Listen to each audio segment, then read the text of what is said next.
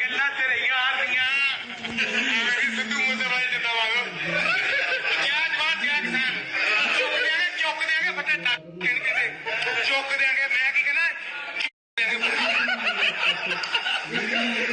ਹਾਂਜੀ ਦੋਸਤੋ, ਸਤਿ ਸ਼੍ਰੀ ਅਕਾਲ। ਪੰਜਾਬੀ ਸਿੰਗਰ ਸਿੱਧੂ ਮੂਸੇਵਾਲਾ, ਦਲਜੀਤ ਦੋਸਾਂਝ ਤੇ ਪੰਜਾਬ ਦੀਆਂ 2-3 ਵੱਡੀਆਂ ਅਪਡੇਟਸ ਲੈ ਕੇ ਤੁਹਾਡੇ ਸਾਹਮਣੇ ਹਾਜ਼ਰ ਹੋਏ ਹਾਂ। ਦੋਸਤੋ, ਕੰਗਣਾ ਤੇ ਦਲਜੀਤ ਦੋਸਾਂਝ ਇੱਕ ਵਾਰ ਫਿਰ ਆਪਸ ਵਿੱਚ ਭਿੜ ਗਏ ਹਨ। ਇੱਥੇ ਸ਼ੁਰੂਆਤ ਕੰਗਣਾ ਰਣੌਤ ਨੇ ਕੀਤੀ। ਉਸਨੇ ट्वीट करते हुए कहा, जब प्रसिद्ध और जाने माने कलाकार मासूमों को भड़काते हैं, देश में शीहीन बाग जैसे दंगे, किसान आंदोलन जैसे विरोध करवाते हैं, तो क्या सरकार को उनके खिलाफ किसी तरह की कार्रवाई या केस नहीं करना चाहिए? क्या इस तरह की देश विरोधी गतिविधियों में खुलकर हिस्सा लेने वालों के लिए कोई सजा नहीं? मतलब जे कोई अपना हक मंग रहा ਤਾਂ ਉਹ ਦੇਸ਼ ਵਿਰੋਧੀ ਗਤੀਵਿਧੀਆਂ ਹੋ ਗਈਆਂ। ਇਸ ਬਾਰੇ ਵੀ ਆਪਾਂ ਬਾਅਦ ਵਿੱਚ ਗੱਲ ਕਰਦੇ ਹਾਂ, ਪਰ ਇਸ ਤੋਂ ਪਹਿਲਾਂ ਆਪਾਂ ਕੰਗਣਾ ਰਣੌਤ ਦਾ ਅਗਲਾ ट्वीट पढ़ लिए, जिस ਵਿੱਚ ਉਸਨੇ ਲਿਖਿਆ, मैं चाहती हूँ कि दलजीत दोसांझ और प्रियंका चोपड़ा जी जो किसानों के लिए लोक क्रांतिकारी की भूमिका में दिखे, कम से कम एक वीडियो के माध्यम से किसानों को ये तो बताओ कि उनको विरोध किस बात का करना है। दोनों किसानों को भड़काकर गायब हो गए और देखो किसानों की और देश की ये हालत है। इस तो बाद अगले ट्वीट ਵਿੱਚ कंगना रनौत ने लिखा, जब सब कोई कुछ भी कर रहा है तो मेरी भी कुछ डिमांड्स हैं। मुझे भी भारत के लिए हुए सारे टुकड़े वापस चाहिए। मुझे चाइना से कैलाश वापस चाहिए। मुझे राम राज्य वापस दो, नहीं तो मैं और मेरे फैंस दिल्ली में फार्मर प्रोटेस्ट में हिस्सा लेंगे।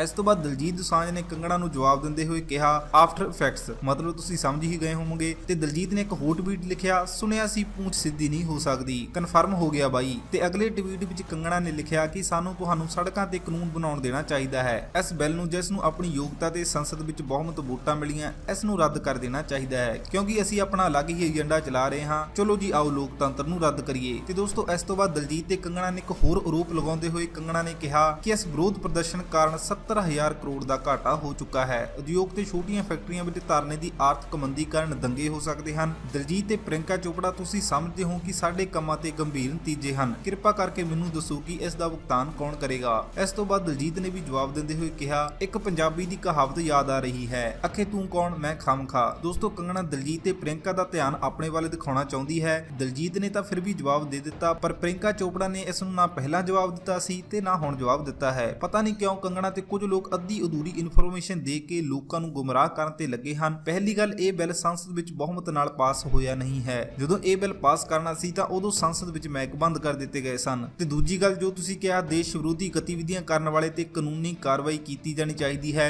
ਦਲਜੀਤ ਤੇ ਪ੍ਰਿਯੰਕਾ ਚੋਪੜਾ ਨੇ ਕਿਸਾਨਾਂ ਦੇ ਪੱਖ ਦੀ ਗੱਲ ਕੀਤੀ ਕਿ ਉਹ ਦੇਸ਼ ਵਿਰੋਧੀ ਹੋ ਗਏ। ਸਾਡੇ ਪੰਜਾਬ ਨਾਲ ਇਦਾਂ ਵਿਤਕਰਾ ਕਿਉਂ ਹੁੰਦਾ ਹੈ? ਜਦੋਂ ਤੁਹਾਡੇ ਕਰਕੇ ਦੇਸ਼ ਕਰਕੇ ਬਾਕੀ ਲੋਕਾਂ ਨਾਲ ਲੜੇ ਉਦੋਂ ਤਾਂ ਸਹੀ ਸੀ, ਪਰ ਜਦੋਂ ਅਸੀਂ ਆਪਣੇ ਹੱਕ ਮੰਗ ਲਏ ਤਾਂ ਤੁਹਾਡੇ ਤੋਂ ਸਹਿ ਨਹੀਂ ਹੋਇਆ। ਅਸੀਂ ਸਿਰਫ ਦੇਸ਼ ਵਿੱਚ ਲੋਕਤੰਤਰ ਰਾਜ ਹੋਣ ਦੇ ਨਾਮ ਤੇ ਆਪਣੇ ਹੱਕ ਮੰਗ ਰਹੇ ਹਾਂ, ਹੋਰ ਕੁਝ ਨਹੀਂ। ਪੰਜਾਬ ਵਿੱਚ ਅਸੀਂ ਕੋਈ ਕਾਰਪੋਰੇਟ ਨਹੀਂ ਬਣਨਾ ਚਾਹੁੰਦੇ। ਜੇ ਸਰਕਾਰ ਨੂੰ ਸਾਡੀ ਇੰਨੀ ਹੀ ਪਰਵਾਹ ਹੈ ਤਾਂ ਕਿਰਪਾ ਕਰਕੇ ਇਹ ਕਾਨੂੰਨ ਰੱਦ ਕਰੇ ਤਾਂ ਜੋ ਸਾਰੇ ਕਿਸਾਨ ਆਪੋ ਆਪਣੀ ਘਰੇ ਜਾ ਸਕਣ। ਤਕਰੀਬਨ 20 ਦਿਨ ਹੋ ਚੁੱਕੇ ਹਨ ਕਿਸਾਨਾਂ ਨੂੰ ਦਿੱਲੀ ਧਰਨੇ ਤੇ ਬੈਠੇ। ਇੰਨੀ ਠੰਡ ਤੇ ਜਦੋਂ ਮੀਂਹ ਪੈਂਦਾ ਹੈ ਤੁਸੀਂ ਉਹ ਦਰਦ ਕਿਸਾਨਾਂ ਦਾ ਸਮਝ ਹੀ ਨਹੀਂ ਸਕਦੇ। ਤੇ ਦੋਸਤੋ, ਸਰਕਾਰ ਤਾਂ ਕਿਸੇ ਨਤੀਜੇ ਤੇ ਨਹੀਂ ਪਹੁੰਚੀ, ਪਰ ਸੁਪਰੀਮ ਕੋਰਟ ਨੇ ਜ਼ਰੂਰ ਹੁਣ ਫੈਸਲਾ ਲਿਆ ਹੈ। ਸੁਪਰੀਮ ਕੋਰਟ ਦੇ ਮਾਨਯੋਗ ਜੱਜ ਸਾਹਿਬਾਨਾਂ ਨੇ ਕਿਹਾ ਹੈ, ਕੇਂਦਰ ਸਰਕਾਰ ਵੱਲੋਂ ਪਾਸ ਕੀਤੇ ਗਏ ਖੇਤੀ ਕਾਨੂੰਨਾਂ ਨੂੰ ਰੱਦ ਕਰਵਾਉਣ ਲਈ ਲਗਾਤਾਰ 22 ਦਿਨ ਤੋਂ ਦਿੱਲੀ ਦੇ ਮੁੱਖ ਹਾਈਵੇ ਘੇਰ ਕੇ ਅੰਦੋਲਨ ਕਰ ਰਹੇ ਕਿਸਾਨ ਜਥੇਬੰਦੀਆਂ ਤੇ ਕੇਂਦਰ ਸਰਕਾਰ ਵਿਚਕਾਰ ਵੱਧ ਰਹੇ ਟਕਰਾਵ ਨੂੰ ਲੈ ਕੇ ਅੱਜ ਵੱਖ-ਵੱਖ ਕੀਤੀਆਂ ਗਈਆਂ 3 ਪਟੀਸ਼ਨਾਂ ਦੇ ਸੁਪਰੀਮ ਕੋਰਟ ਨੇ ਸੁਣਵਾਈ ਕਰਦੇ ਕੇਂਦਰ ਸਰਕਾਰ, ਪੰਜਾਬ ਸਰਕਾਰ ਅਤੇ ਹਰਿਆਣਾ ਸਰਕਾਰ ਨੂੰ ਨੋਟਿਸ ਜਾਰੀ ਕਰ ਦਿੱਤਾ ਹੈ ਅਤੇ ਨਾਲ ਹੀ ਇਹ ਕਿਹਾ ਹੈ ਕਿ ਇਸ ਮਾਮਲੇ ਦਾ ਹੱਲ ਇੰਨੇ ਦਿਨਾਂ ਤੱਕ ਕਿਉਂ ਨਹੀਂ ਹੋਇਆ।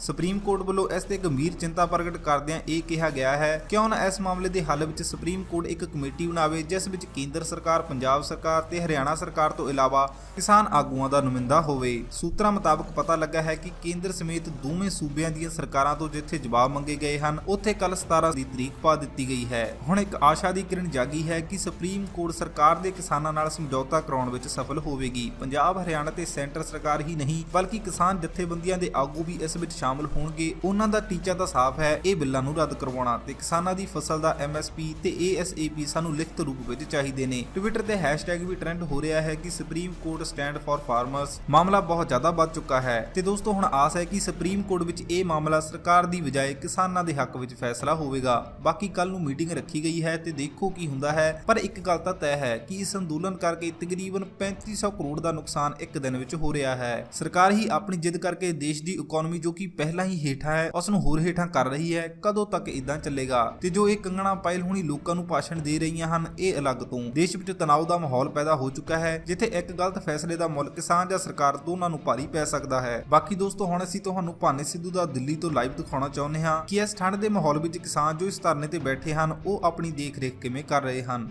ਬੱਲੇ ਬੱਲੇ ਬੱਲੇ ਬੱਲੇ ਚੜ੍ਹਦੀ ਕਲਾ ਵਿੱਚ ਰਹਿੰਦੇ ਕਹਿੰਦਾ ਸ਼ੇਰ ਪੰਜਾਬੀ।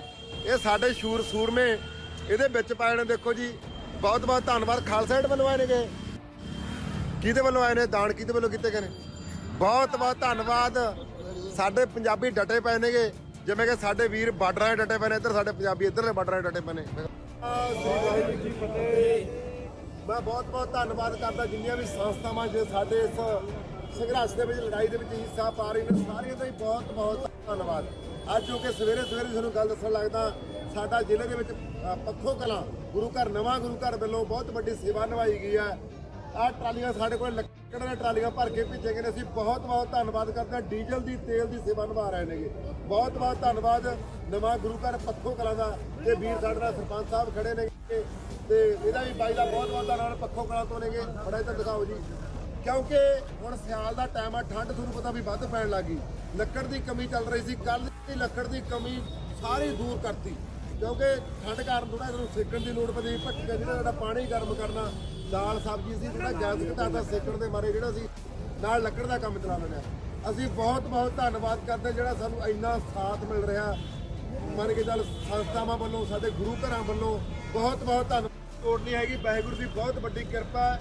ਮੈਂ ਇੱਕ ਗੱਲ ਹੋਰ ਦੱਸਣੀ ਚਾਹੁੰਦਾ ਸੀਗਾ ਵੀ ਜਿਵੇਂ ਕਿ ਸਾਡਾ ਉੱਧਰ ਕੁੰਡਲੀ ਮੋਰਚਾ ਸਾਡਾ ਜਿਹੜਾ ਚੱਲਿਆ ਹੋਇਆ, ਕਿਉਂਕਿ ਪਹਿਲਾਂ ਉੱਧਰ ਸਾਰਿਆਂ ਨੇ ਇਕੱਠੇ ਹੋ ਗਏ, ਮੀਡੀਆ ਵੀ ਇਕੱਠਾ ਹੋ ਗਿਆ, ਉੱਧਰ ਆਰਟਿਸਟ ਸਿੰਗਰ ਵੀ ਬਹੁਤ ਸਾਰੇ ਭਰਾ ਆਉਣ ਲੱਗੇ। ਪਰ ਜਿੱਥੇ ਕਿਤੇ ਮੈਂ ਤੁਹਾਨੂੰ ਦੱਸਾਂ ਵੀ ਇੱਧਰ ਸਾਡਾ 50-60 ਕਿਲੋਮੀਟਰ ਤੱਕ ਜਿਹੜੀ ਅਸੀਂ ਲੰਮੀ ਕਤਾਰ ਹੈ, 50-60 ਕਿਲੋਮੀਟਰ ਦੇ ਵਿੱਚ ਲੰਮੀਆਂ ਟਰਾਲੀਆਂ ਖੜੀਆਂ ਨੇਗੀਆਂ। ਇੱਧਰ ਬਹੁਤ ਘੱਟ ਜਿਹੜੀ ਸੰਖਿਆ ਦੇ ਵਿੱਚ ਚੀਜ਼ਾਂ ਪਹੁੰਚ ਰਹੀਆਂ ਸੀਗੀਆਂ, ਜਿਵੇਂ ਕਿ ਪਾਣੀ, ਲੱਕੜ, ਹੋਰ ਇਸ ਤਰ੍ਹਾਂ ਦਾ। ਉਹ ਰਾਤ ਕੱਲ੍ਹ ਦਾ ਬਹੁਤ ਸਾਰਾ ਪਹੁੰਚਣਾ ਸ਼ੁਰੂ ਹੋਇਆ। ਮੈਂ ਹੱਥ ਬੰਨ੍ਹ ਕੇ ਬੇਨਤੀ ਕਰਨਾ ਚਾਹੁੰਦਾ ਵੀ ਇੱਧਰ ਵੀ ਵੱਡਾ ਕਾਫਲਾ, ਇੱਧਰ ਵੀ ਉਨਾ ਹੀ ਧਿਆਨ ਦੇ ਕੇ ਰੱਖੋ, ਕਿਉਂਕਿ ਉੱਧਰ ਬਹੁਤ ਵੱਡੀ ਸੰਖਿਆ ਦੇ ਵਿੱਚ ਚੀਜ਼ਾਂ ਪਹੁੰਚ ਰਹੀਆਂ ਨੇ। ਉਹ ਗੱਲ ਨਹੀਂ ਹੈਗੀ, ਕਿਉਂਕਿ ਸਾਡੇ ਕਿਸਾਨ ਭਰਾ ਇੱਧਰ 70 ਕਿਲੋਮੀਟਰ ਤੱਕ ਬੈਠੇ ਨੇ। ਮੈਂ ਦਾਨੀ ਸੱਜਣਾਂ ਨੂੰ ਬੇਨਤੀ ਕਰਨਾ ਚਾਹੁੰਦਾ ਵੀ 70 ਕਿਲੋਮੀਟਰ ਤੱਕ ਇਹ ਨਾ ਹੋਵੇ ਵੀ ਤੁਸੀਂ ਮੂਹਰੇ ਆਪਾਂ ਸਾਰੇ ਡਿਊਟੀਆਂ ਨਿਭਾ ਰਹੇ ਹਾਂ, ਫੋਟੋਆਂ ਖਿਚਾਉਣ ਦੇ ਮਾਰੇ ਜਾਂ ਇੱਕ ਸ਼ੌਟ ਦੇ ਮਾਰੇ ਉਹ ਚੀਜ਼ ਕਰ ਰਹੇ ਹਾਂ। ਇਹ ਕੰਮ ਨਾ ਕਰੋ, ਕਿਉਂਕਿ ਅਸੀਂ ਸਾਰੇ ਹੀ ਇਸ ਲੜਾਈ ਦੇ ਵਿੱਚ ਛੋਟੇ ਤੋਂ ਲੈ ਕੇ ਵੱਡੇ ਤੱਕ ਸਾਰਾ ਦਾ ਹਿੱਸਾ ਹੈ। ਵੱਧ ਹੀ ਸਾਰਾ ਆਮ ਲੋਕਾਂ ਦਾ ਹਿੱਸਾ, ਜਿਹੜੇ ਕਿ ਟਰਾਲੀਆਂ ਦੇ ਵਿੱਚ। ਬਹੁਤ ਧੰਨਵਾਦ ਕਰਦੇ ਹਾਂ।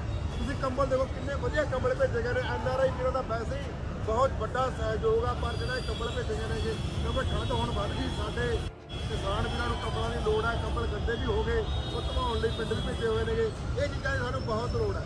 ਅਸੀਂ ਬਹੁਤ ਬਹੁਤ ਧੰਨਵਾਦ ਕਰਦੇ ਹਾਂ ਇੱਧਰ ਬਾਈ ਜੀ ਦੇ, ਜੋ ਕਿ ਟਰੱਸਟ ਇਹਨਾਂ ਨੂੰ ਦੇ ਵਿੱਚ ਸਹਾਇਤਾ ਕਰਦੇ ਨੇ। ਉਹਨਾਂ ਦੀ ਬਹੁਤ ਬਹੁਤ ਤਹਿ ਦਿਲੋਂ ਧੰਨਵਾਦ ਕਰਦੇ ਹਾਂ। ਬਾਈ ਦੇ ਜਜ਼ਬੇ ਨੂੰ ਸਲਾਮ ਹੈ। ਇਹੋ ਜਿਹੇ ਸਾਨੂੰ ਯੋਧਿਆਂ ਦੀ ਬਹੁਤ ਵੱਡੀ ਲੋੜ ਹੈ।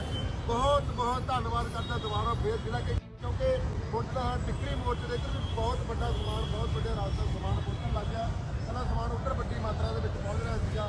ਬਹੁਤ ਬਹੁਤ ਅਸੀਂ ਤਹਿ ਦਿਲੋਂ ਧੰਨਵਾਦ ਕਰਦੇ ਹਾਂ। ਤੇ ਦੋਸਤੋ, ਜੇ ਤੁਸੀਂ ਵੀ ਆਪਣੀ ਕੋਈ ਵੀਡੀਓ ਜਾਂ ਨਿਊਜ਼ ਸਾਡੇ ਨਾਲ ਸ਼ੇਅਰ ਕਰਨਾ ਚਾਹੁੰਦੇ ਹੋ ਤਾਂ ਸਾਡੇ ਇੰਸਟਾਗ੍ਰam ਅਕਾਊਂਟ ਤੇ ਭੇਜ ਸਕਦੇ ਹੋ। ਤੇ ਦੋਸਤੋ, ਨਾਲ ਹੀ ਸਾਡੇ ਚੈਨਲ ਨੂੰ ਸਬਸਕ੍ਰਾਈਬ ਕਰਕੇ ਸਪੋਰਟ ਜ਼ਰੂਰ ਕਰਿਓ। ਧੰਨਵਾਦ।